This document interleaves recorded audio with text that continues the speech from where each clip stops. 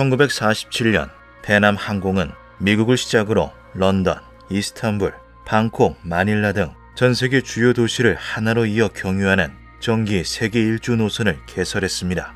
승객은 원하는 도시에 내려 며칠간 여행을 즐긴 뒤 정해진 다음 날짜에 도착하는 비행기를 타고 다시 여정을 이어가는 아주 획기적인 방식이었는데요. 마치 지구를 도는 순환버스와 같은 시스템이었죠. 당시 민간인이 비행기 티켓 한 장으로 지구를 한 바퀴 돈다는 것은 말 그대로 꿈만 같은 일이었습니다. 이 특별한 경험에 열광한 사회 부유층들로 인해 티켓은 $2,300라는 거금에도 불구하고 선풍적인 인기를 끌었는데요. 이런 전례 없는 상업적 성공 덕분에 10년 뒤인 1957년 페남은 거대한 여객기인 보잉 377 스트라토 크루저를 이 세계 일주를 위한 비행기로 발탁할 수 있었죠. 좌석을 줄이고 다양한 편의시설을 삽입한 이 비행기는 말 그대로 하늘 위의 호텔이었습니다. 2층 구조로 제작된 비행기는 나선형 계단과 칵테일 라운지, 침대형 좌석, 그리고 7코스의 정찬을 내놓는 초호화 서비스를 제공했죠. 1957년 11월 8일 금요일 캘리포니아주 샌프란시스코 국제공항에서 이 초호화 여객기 페남 7편이 승객 36명과 승무원 8명을 태우고 하늘로 비상했습니다. 이번 세계 일주의 첫 번째 중간 경유지는 하와이 호놀룰루로 약 10시간의 비행 후 도착할 예정이었죠.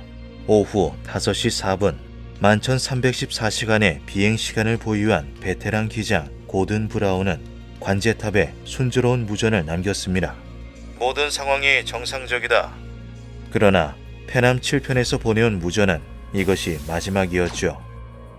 6시에 한 번 더 항로를 보고할 예정이었던 비행기에서는 어떤 무전도 도착하지 않았습니다. 예정된 보고 시간에서 90분이 넘어가자 무언가 일이 생겼으면 명확해 보였는데요. 관제사들의 신고에 미 해안 경비대는 수색대를 하늘로 올려보내며 본격적인 수색을 시작했죠. 사회 각 분야의 부유층이 타고 있던 초호화 여객기의 실종 소식에 미국의 여론은 연일 이 페남 7편에 관한 뉴스로 솟아냈습니다. 해군, 공군에 이어 해안 경비대까지 총출동했는데요. 이런 대대적인 수색에도 불구하고 태평양은 고요하기 그지없었죠. 5일이 지나도록 수색대는 파편 하나 찾아내지 못했습니다. 너무나 깔끔하게 사라진 여객기 때문에 수색대는 하이제킹의 가능성을 염두에 둘 수밖에 없었는데요. 그러나 11월 14일 오전 항공모함 필리핀 CO가 중요한 단서를 발견하며 분위기가 완전히 바뀌었죠. 그들이 발견한 것은 시신 19구와 비행기의 잔해 일부였습니다. 시신들은 질서정연하게 챙겨 입은 듯 구명조끼를 착용하고 있었고 신발을 벗은 채였는데요. 시신들의 상태는 비교적 온전했으며 좌석에 벨트로 몸을 고정하고 있었던 시신도 있었죠. 항공사에서 지시하던 착수 시 안전수칙을 모두 따른 이 모습은 수사관들로 하여금 승무원들이 추락의 위험을 예견해 대비시켰다는 결론을 내리게 만들었습니다. 시신은 사인 분석을 위해 부검에 맡겨졌는데요. 법의학자들이 추정한 사인은 5구는 추락으로 인한 사망, 나머지는 익사였죠. 언뜻 보기에는 특이할 것이 없는 사인이었지만 그들은 조사 과정 중 무언가 이상한 점을 발견해냅니다. 바로 시신의 체내에서 심각한 수준의 일산화탄소가 발견되었던 것인데요. 이는 기내에 화재가 발생했을 가능성을 암시했지요. 수사관들은 비행기의 추락에 화재가 연관되어 있을 가능성을 두고 수사를 진행했습니다.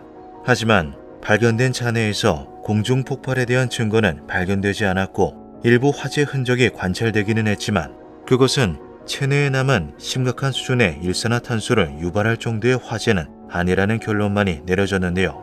수사는 다시 미궁으로 빠졌죠. 불이 나지 않았는데 승객들은 어떻게 가스에 노출되었는가? 이 모순을 풀기 위해 조사를 거듭하던 수사관들은 화물칸에 약 570g의 황화나트륨이 실려 있었다는 사실을 알게 됩니다. 황화나트륨은 고체 상태일 때는 안전하지만 공기 중에 습기와 만나면 맹독성 가스인 황화수소로 변질된다는 성질 때문에 수사관들의 의심을 샀는데요. 만약 화물칸에서 새어나온 이 가스가 환기구를 타고 조종실로 스며들었다면 조종사들은 자신도 모르는 사이 판단력이 급격히 저하되었을 가능성이 농후했죠. 그리고 떨어진 판단력으로 기체가 이상을 겪다가 이내 착수했을 것이라는 가설이 세워진 것이었습니다. 하지만 추가적인 조사 결과 황화나트륨은 안전한 상태였으며 사고의 원인이 아닌 것으로 밝혀졌는데요. 위원회는 현재 사고 원인을 규명할 만한 충분한 증거를 가지고 있지 않다. 결국 사고 발생 2년 뒤인 1959년 민간항공위원회는 원인 불명으로 보고서를 작성한 뒤 조사를 종결시켰죠. 대중들은 미국의 부유층이 탑승한 비행기가 추락하였는데 그 원인조차 찾아내지 못했다는 사실에 의아함을 느꼈습니다. 때문에 사람들은 이 사고와 관련된 이상한 정황들에 주목하기 시작했는데요. 그리고 몇 가지 기이한 점을 찾아냈죠. 첫째, 시신들이 착용하고 있던 손목시계는 모두 5시 27분을 가리킨다. 인양된 시신 19구 중 3구는 손목시계를 착용하고 있었는데 그 시계들은 모두 5시 27분을 가리킨 채 멈추어 있었습니다. 당시 아날로그 시계는 기술력이 좋지 않아 강한 외부 충격이 가해지거나 습기가 들어올 경우 멈춰버리곤 했는데요. 따라서 이것은 비행기가 단번에 바다에 추락했다는 정황으로 해석될 수 있었죠. 하지만 수사관들은 기체는 거의 수평으로 부드럽게 착수했을 가능성이 높다고 밝혔습니다. 그렇다면 천천히 바닷속으로 가라앉으며 시계 또한 제각각 다른 시간에 멈춰야 하는데요. 하지만 마치 강한 충격을 받은 것처럼 시계는 모두 정확히 같은 시간에 멈추어 있었죠. 둘째, 기체는 성공적으로 착수했을 가능성이 높다. 앞서 언급한 것처럼 해당 기체는 거의 수평으로 부드럽게 착륙했을 가능성이 매우 높았습니다.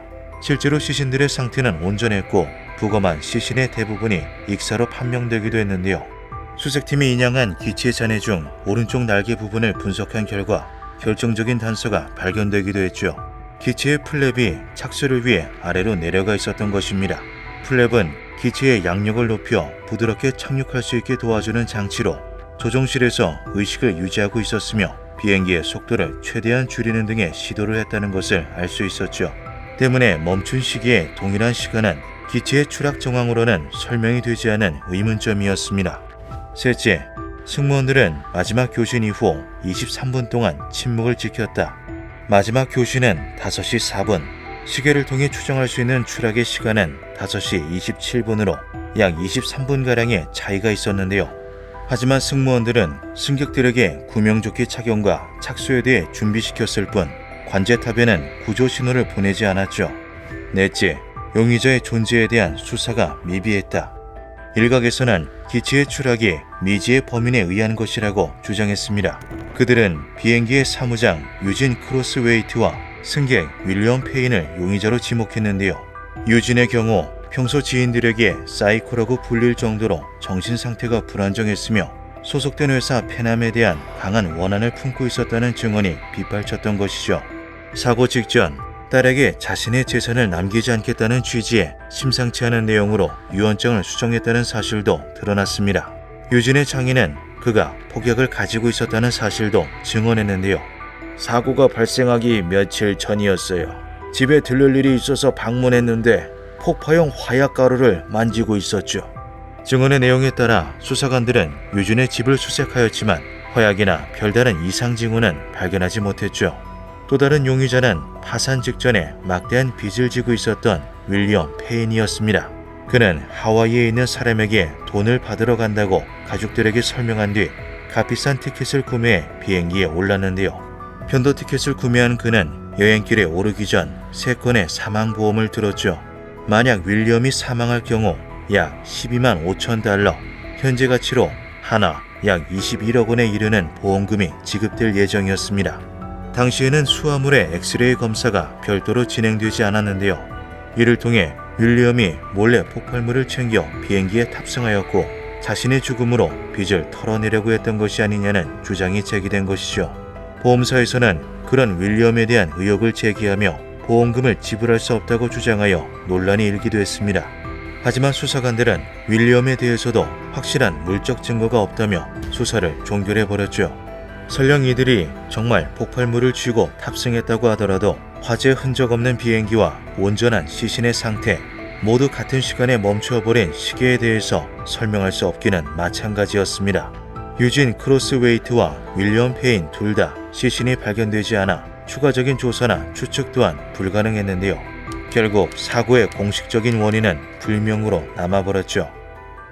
한편 일각에서는 페남 항공사에서 페남 7편의 정비 이력과 과거 사고 기록의 일부를 은폐했다고 주장했습니다. 막대한 운영비를 감당하지 못하고 휘청거리던 페남에서 정비 및 검사 인력을 위험한 수준까지 감축했다는 노동조합의 증언이 추후 밝혀졌는데요. 때문에 인력이 부족해지자 정비사 본인이 자신의 작업에 대해 승인하고 서명하는 셀프 점검 방식을 도입하며 사고 위험이 월등히 높아졌다는 것이죠. 실제로 사고 전 몇 주 동안 페남 7편은 지속적인 오일 누출과 압력 불안정 현상이 보고되었다는 주장도 나오게 됩니다. 예견 가능했던 사고가 정말 현실에서 벌어지자 본사는 이 미흡한 대처를 감추기 위해 관련 기록 일부를 삭제시켰다는 의혹이 제기된 것인데요. 하지만 거듭되는 논란에도 추가적인 재조사는 이루어지지 않았죠. 페남 7편의 기체는 지금도 태평양 어딘가에 잠들어 있을 것으로 추정됩니다. 한편 2023년 유가족들은 캘리포니아주 밀브레이 역사박물관에 희생자들을 추모하는 추모비를 세웠죠. 1957년 11월 8일 샌프란시스코 국제공항을 떠나 하와이 호놀룰루로 향하던 중 회양 불능 지점 근처 태평양에 추락한 팬 아메리칸 보잉 스트라토 크루저 N90944 페남 7편에서 희생된 44명을 기억하며 기묘한 밤이었습니다.